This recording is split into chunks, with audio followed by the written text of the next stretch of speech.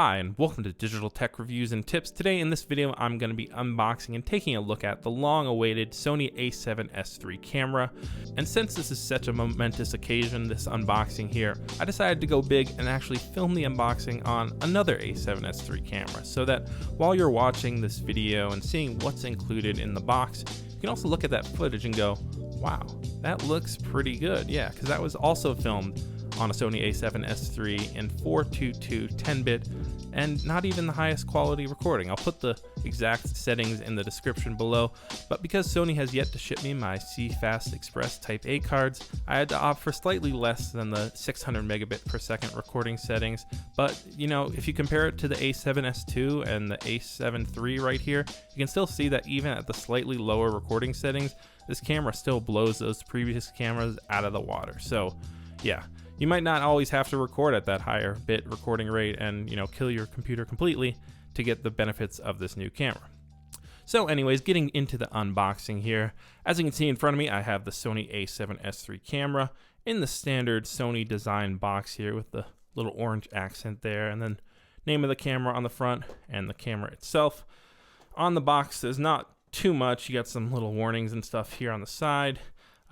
Black side panel there. On the back, you do have some specs of the camera, which I'm imagining most of you are pretty familiar with. You know, 12 megapixel sensor, 4K 120, 422 10-bit. Yeah. You've read them all a million times by now, so I'm not going to bore you to death with that. Let's actually just get into the part where I open this thing up and see what's included. Popping open the top here and opening the lid, we can see right away we are greeted with some manuals. So let's get into those, see what Sony includes. It looks like right off the bat, we're going to get a limited warranty, 1 year for US and Canada. That's great in case your camera doesn't work right out of the box. That'd be good to get it fixed. Next, it looks like they're going to try to incentivize you to register your camera, which you really should just do anyways. It's a good idea to do it, get the protection plans and stuff, but you could also win a $1,000 Visa prepaid gift card. Hey, I won't turn that down. Next off, it looks like that we have some sort of recall or replacement plan for some Sony memory cards. If you have those, this is going to be a big thing to you. If not, probably chuck that aside. Here we have what looks to be something to do with, I see important safety, and I instantly know you can chuck that aside. Nah, it's probably actually important, but I'm not really going to bore you in this video with that.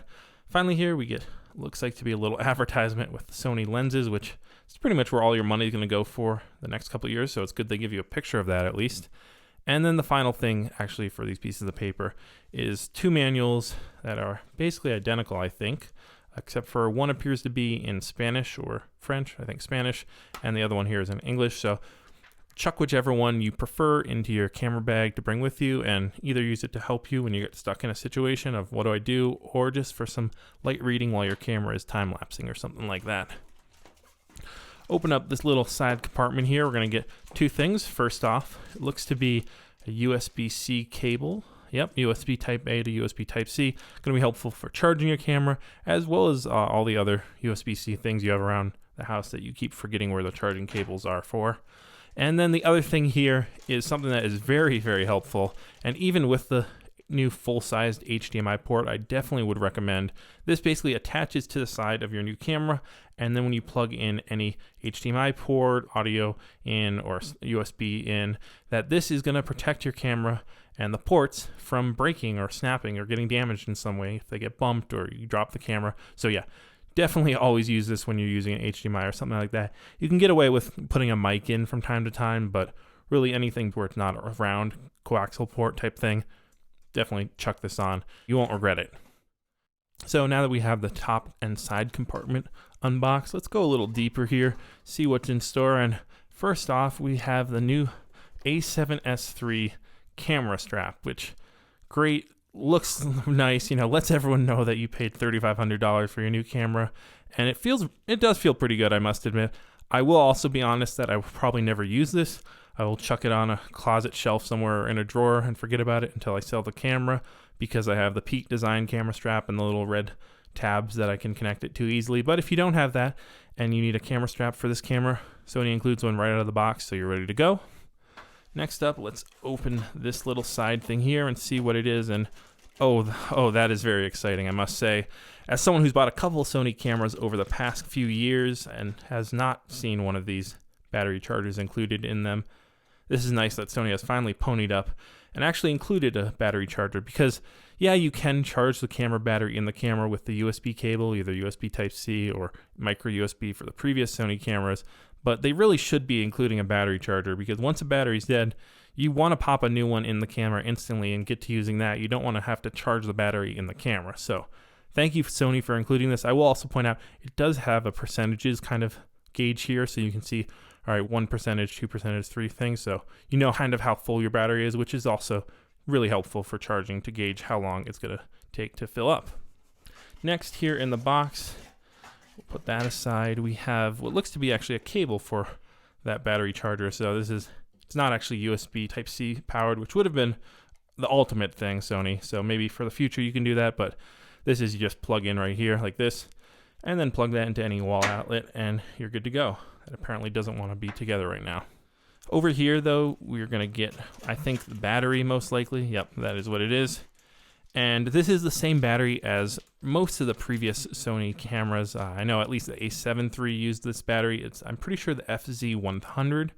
And it's a lot bigger than the ones they used in the A7S II, so gives really good battery life. I must say I haven't really had to, buy more than 2 batteries with the A7S II. I know many people who had like 8 or 9 batteries, so this battery made it so you can pretty much get away even shooting a full day of video work with 3 or 4 batteries at most, really.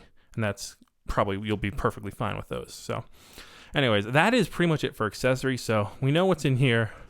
Let's just open it up, and it looks like we got to go a little deeper because it's in some sort of protective plastic-y, papery thing. But finally, I will reveal the A7S III in all its glory. Wow, it's a work of art, honestly, at this point. Sony took 5 years to design it, and that's about, work of art type design time. I doubted them from time to time, but it's finally here. It's finally real in the flesh. It's not a unicorn. It's actually in existence, and it does look very good. There's a lot of upgrades.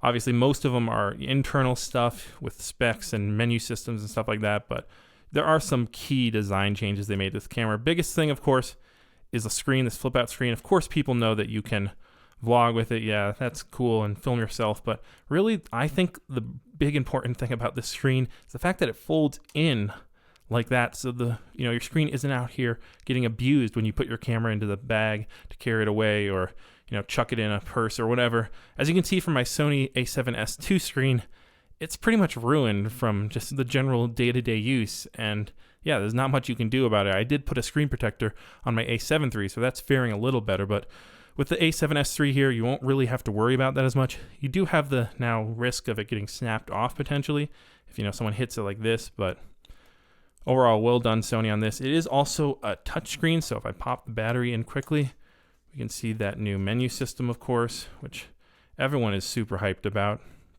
The power's on, English, of course. Yes. No, I don't want to set that same time, so cancel.